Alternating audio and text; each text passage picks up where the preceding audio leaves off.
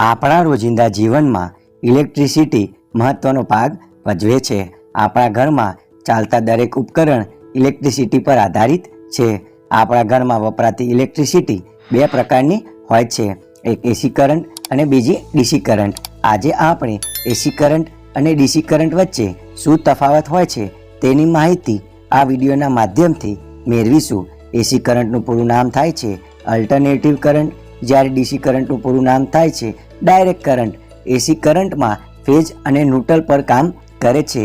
Phase તરીકે R, Y અને બી હોય છે, જ્યારે ડીસી કરંટમાં પોઝિટિવ અને નેગેટિવ હોય છે। એસી કરંટને સ્ટોર કરી શકાતો નથી, જ્યારે ડીસી કરંટને સહેલાઈથી સ્ટોર કરી શકાય છે। ડીસી કરંટને સ્ટોર કરવા માટે બેટરીનો ઉપયોગ થાય છે।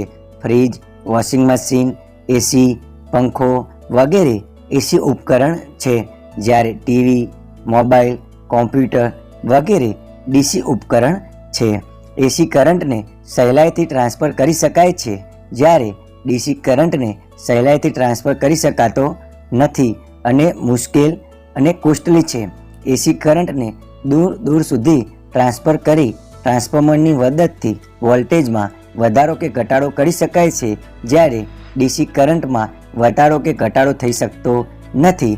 એસી કરંટમાં ફ્રીક્વન્સી હોય છે, ઇન્ડિયામાં 50 હર્ટ્ઝ ફ્રીક્વન્સી છે, જ્યારે ડીસી કરંટમાં ફ્રીક્વન્સી હોતી નથી, એટલે કે યુનિટી હોય છે।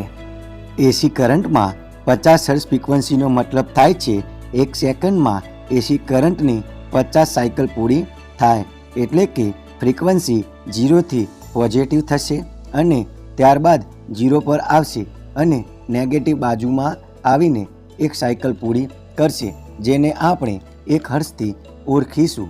આમ 50 હર્ટ્ઝ માટે 50 સાયકલ આવી રીતે પૂરી થાય છે, એટલે કે કોઈ એક બલ્બ ચાલુ હોય તો તે 1 સેકન્ડમાં 50 વખત બંધ અને 50 વખત ચાલુ થશે।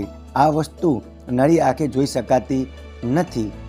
આવા જ ઇલેક્ટ્રિકમાં ગુજરાતી વિડીયો જોવા માટે અમારી ચેનલને સબસ્ક્રાઈબ જરૂરથી કરજો। Thank you.